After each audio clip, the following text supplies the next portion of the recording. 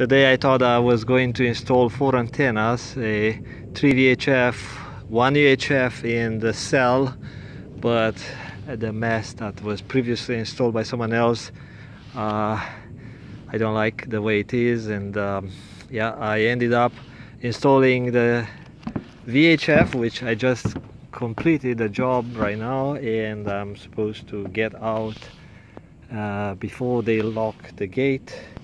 And that's the VHF, and I installed a UHF earlier. Same idea, just different antenna. I've used homemade brackets. I did not use Sinclair. Still galvanized, stainless, galvanized steel, and yeah, it's a job, but that was time consuming. But I'm done, and probably I'll ask the installer to get that pipe out and do it a little bit different.